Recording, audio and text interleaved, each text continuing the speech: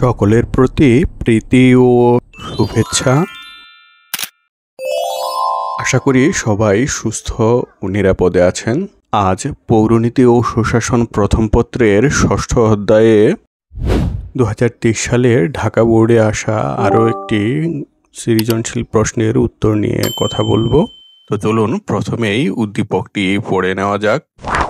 Mister ক ছোটবেলা থেকেই অন্যায়ের প্রতিবাদী। সে বিশ্ববিদ্যালয়ে ভর্তি হয়ে অধ্যয়নের পাশাপাশি শিক্ষার্থীদের বিভিন্ন সমস্যা নিয়ে কর্তৃপক্ষের নিকট যৌক্তিক দাবি উপস্থাপন করেন এবং অনেক সমস্যা সুরাহা করেন। সহপাঠীরা তার বুদ্ধিমত্তা ও ভাগ্মিতা সহ নানাবিধ গুণাবলী দেখে বলতেন, তুমি একদিন বড় মাপের জনদরদী মানুষ হতে পারবে। এখন চলুন প্রশ্নগুলো দেখে নিই। ক নং প্রশ্নটি হচ্ছে, সংখ্যার ভিত্তিতে দলীয় ব্যবস্থাকে মূলত কয় ভাগে ভাগ করা যায়? সম্মোহনী নেতৃত্ব বলতে কি বোঝায়? উদ্দীপকে উল্লিখিত মিস্টার ক এর মধ্যে কিসের গুণাবলী লক্ষ্য করা যায়? ব্যাখ্যা করো। উদ্দীপকে উল্লিখিত মিস্টার ক এর কর্মকাণ্ড সুশাসন প্রতিষ্ঠায় গুরুত্বপূর্ণ ভূমিকা রাখবে। পাঠ্য বইয়ের আলোকে মূল্যায়ন করো। এখন আমরা উত্তরের আলোচনায় যাই। ক নং প্রশ্নটি হচ্ছে, সংখ্যার ভিত্তিতে দলীয় ব্যবস্থাকে মূলত কয় ভাগে ভাগ করা যায়? সংখ্যার ভিত্তিতে দলীয় ব্যবস্থাকে 3 ভাগে ভাগ করা যায়।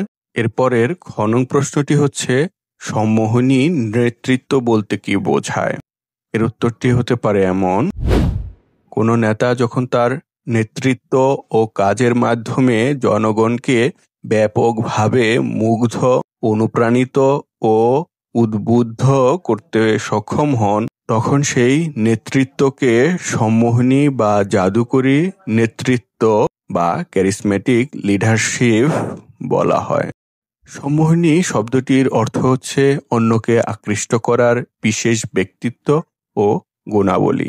আর এই বিশেষ ব্যক্তিত্ব ও গুণাবলী সম্পন্ন নেতা জনগণকে মুগ্ধ করতে পারে। জার্মান সমাজবিজ্ঞানী ম্যাক্স ওয়েবার সর্বপ্রথম এ নেতৃত্বের ধারণা দেন।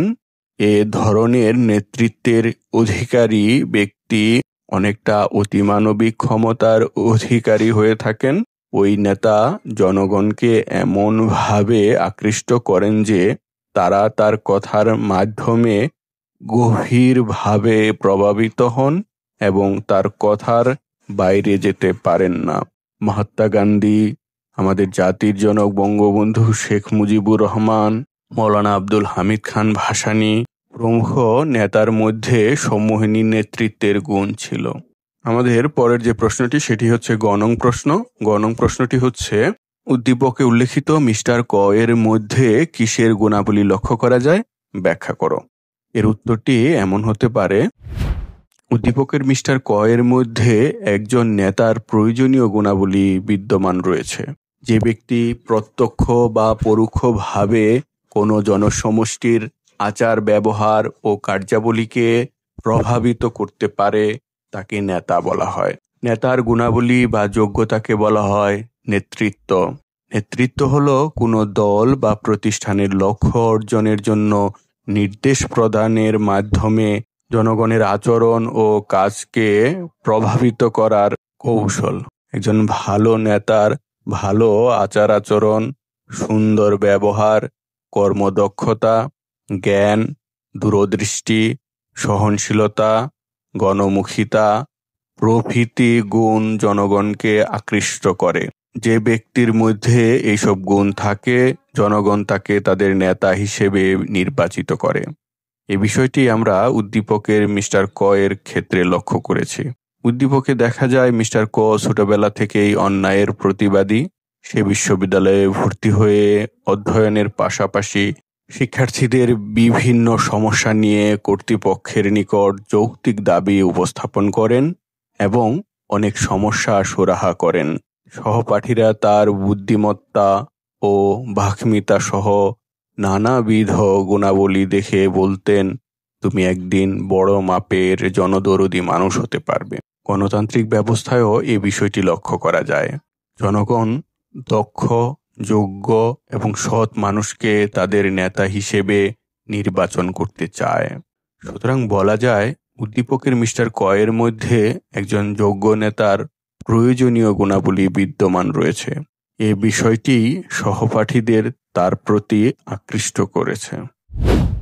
আমাদের এর পরের ঘ নং প্রশ্নটি হচ্ছে, উদ্দীপকে উল্লেখিত মিস্টার কয়ের কর্মকাণ্ড সুশাসন প্রতিষ্ঠায় গুরুত্বপূর্ণ ভূমিকা রাখবে, পাঠ্য বইয়ের আলোকে মূল্যায়ন করো।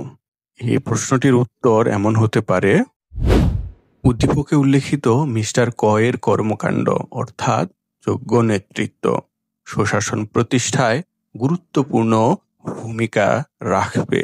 নেতৃত্ব হলো সেই সব গুণাবলী যা অপরকে প্রভাবিত ও পরিচালিত করে, লক্ষ্য ও উদ্দেশ্য বাস্তবায়নে অভীষ্ট স্থানে পৌঁছাতে সাহায্য করে। যোগ্য নেতা একটি জাতির অভিভাবক ও পথপ্রদর্শক। যে কোনো সমাজ ও রাজনৈতিক ব্যবস্থায় সুশাসন প্রতিষ্ঠায় নেতৃত্বের ভূমিকা অপরিসীম। নেতার উত্তম গুণাবলী একটি জাতিকে কাঙ্ক্ষিত লক্ষ্যে পৌঁছে দিতে পারে, আর সুশাসন নিশ্চিত করার ক্ষেত্রে দক্ষ নেতৃত্বের কোনো বিকল্প নেই। কারণ সুশাসন প্রতিষ্ঠার জন্য প্রয়োজন গণতন্ত্রের ভিত শক্তিশালী করা, সামাজিক ঐক্য রক্ষা, সরকার ও জনগণের মধ্যে সুসম্পর্ক তৈরি, নাগরিক সুখ ও সমৃদ্ধি বাড়ানো। কেবল যোগ্য নেতৃত্বই এইসব দিকে খেয়াল রেখে প্রয়োজনীয় ব্যবস্থা নিতে পারে। উত্তম নেতৃত্ব সুশাসন নিশ্চিত করার জন্য শাসন ব্যবস্থার সব ক্ষেত্রে স্বচ্ছতা ও জবাবদিহিতা এবং নাগরিকের অংশগ্রহণ নিশ্চিত করে। দক্ষ ও যোগ্য নেতৃত্ব সুশাসন নিশ্চিত করতে দায়িত্বশীলতার পরিচয় দেয়। নাগরিকের অধিকার, স্বাধীনতা, নারী ও সংখ্যালঘুদের অধিকার রক্ষা প্রভৃতি ক্ষেত্রে উত্তম নেতৃত্ব সজাগ দৃষ্টি রাখে। ফলে রাষ্ট্রের সুশাসন প্রতিষ্ঠা করা সম্ভব হয়। নেতার উত্তম গুণাবলী একটি জাতিকে কাঙ্ক্ষিত লক্ষ্যে পৌঁছে দিতে পারে। উদ্দীপকের মিস্টার ক তার আকর্ষণীয় গুণাবলী এবং কাজের দক্ষতার মাধ্যমে ক্লাসের শিক্ষার্থীদের আস্থা অর্জন করেছে, অর্থাৎ মিস্টার ক একজন আদর্শ নেতা। আশা করা যায় সে তার সহপাঠীদের দেশপ্রেম, দায়িত্বশীলতা ও নৈতিকতার আদর্শে উদ্বুদ্ধ করতে সক্ষম হবে। তার মতো নেতৃত্বের গুণের অধিকারীরাই সুশাসন প্রতিষ্ঠায় ভূমিকা রাখতে পারে। পরিশেষে বলা যায় উত্তম ও দক্ষ নেতারা দেশ ও জাতির কাণ্ডারি। তাদের বলিষ্ঠ নেতৃত্বেই দেশে সুশাসন প্রতিষ্ঠিত হয়, সমাজ এগিয়ে যায়। তাই বলা যায় মিস্টার কয়ের কর্মকাণ্ড সুশাসন প্রতিষ্ঠায় গুরুত্বপূর্ণ ও কার্যকর ভূমিকা পালন করবে। প্রিয় ভিউয়ার্স, আজকের পর্বটি এ পর্যন্তই। আশা করি পর্বটি ভালো লেগেছে। পর্বটি ভালো লাগলে অবশ্যই লাইক, কমেন্ট, শেয়ার করতে ভুলবেন না। আর যদি এখনো আমার চ্যানেলটি সাবস্ক্রাইব করে না থাকেন, অনুগ্রহপূর্বক সাবস্ক্রাইব করে নেবেন। আর যারা আমার চ্যানেলটি সাবস্ক্রাইব করেছেন তাদের সকলের প্রতি আন্তরিক কৃতজ্ঞতা ও ভালোবাসা। সকলের সুস্বাস্থ্য ও নিরাপদ জীবন প্রত্যাশা রেখে আজকের মতো শেষ করছি। আল্লাহ হাফেজ।